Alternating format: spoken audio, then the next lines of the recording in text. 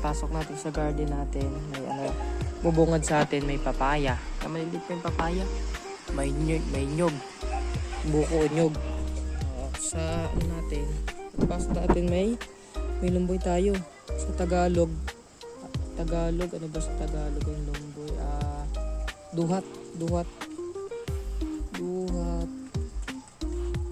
Tapos may mangga tayo, may sili, yan, may papaya na naman dito, papaya, yan, may papaya na naman, tatlong magkakadikit, tapos may papayas din dito na naman, may bunga na, lalaki na, ito malaki na tong isa, malaking pa yan, may mga papaya dyan, titot naman tayo, yan, may sili pa dito, may sili, sili, mga ilog na yung sili na.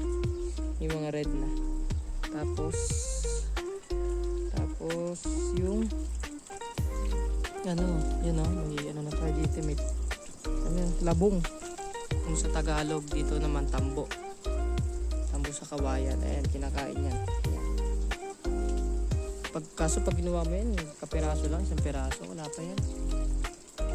Tapos may mga spider pang nakatira dito. Spider. May mga spider pa sa taas. Spider.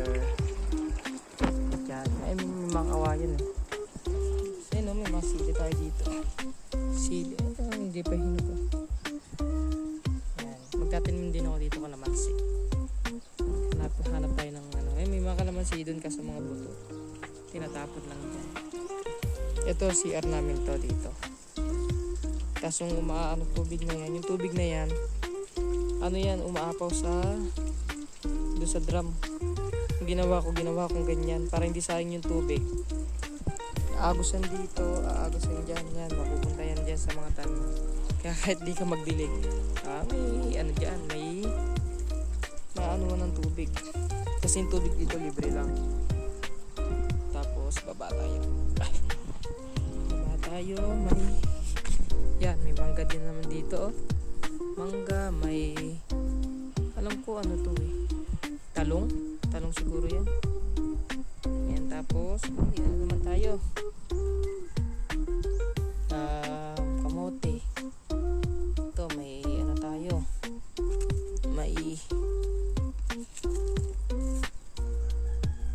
may avocado. May okra tayo ito. Okra.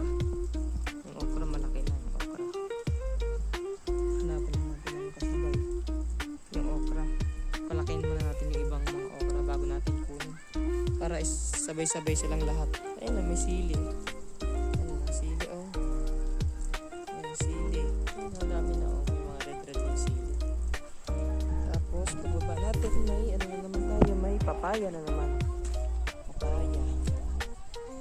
May gabi, may nyog o buko. May naman tayo dito, okra. Tapos ito yung okra na may dalawa pa dito. Malaki na rin. Marami yan, may mga okra. Pagka ito may okra pa. Tutubo. Ayan, okra. Tutubo pa. Ayun pa, nagbubulaklak pa to. May okra din. May gabi. May kamote. Kamote. Tapos pagbaba doon, ito. Yan. Sitaw yan. Sitaw. Sitaw yan. Sitaw din yan. Sitaw. Yan yung may mga nakatayong kahoy na yan. Sitaw yan. Sitaw. Sitaw. Yan, sa kabila may sitaw. Sitaw din. Yan na naman mga talim dito. Maghahanap ako na tawag dito, kalamansi. Magtatanim tayo kalamansi dito. Maghanap tayo mga kalamansi. May gabi. May tumutubo na naman papaya dun. May tumutubo na naman ng papaya. Yan na naman mga tanim namin dito. Kaso wala pa kaming dito sa papaya. May mga nakuha na kami dyan. Inulam namin yan. Ayun, mas lalo na yun. Dumadami na yun. Dami na. Siguro may higit 10 na maliliit pa. Ayun, ito nagbubulaklak din to. Ito, pwede na to kunin eh. Pero wag muna, palalakihin muna yan. Ayun lang naman. Ito, ano eh. Ito kinakain to eh. Yung maliit na ano niya eh. Yung bunga niya eh. Sa bundok, pag umakit kami sa bundok, kinakain namin to eh. Ito. Ito yung ganito yung itsura niya.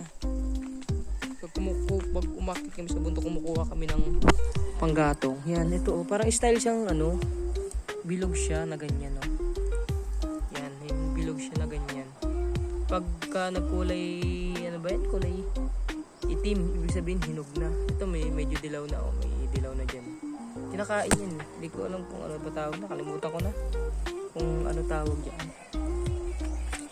Yan lang naman mga tanim dito. Ito yung bundok ko. Yan ang bundok. Mapayapa. Yan, mapayapa. Bundok. Ayan, palayan na yan. Diyan, palayan. Sa tabi ng palay, ilog. Yan, ilog yan dyan. Yan, mga nyog. Ang daming tanim na nyog doon. Ayun. Yung may kulay silver na yan. Yan. Sa tabi niyan, ayan. Fish pan yan. Fish pan. Yan, may mga bahay pa doon. Kahit sa bundok, may mga bahay na tagun-tago sa ano yan. Pagka kakatapos lang ng ulan, gabi, manghuli kami dyan sa palay ng mga palaka. Palaka dyan sa ilog, doon sa kabilang ilog. Doon kami kumukuha ng mga alimango. Kami kumukuha. May mga bahay na dito, yun, doon sa gilid, school.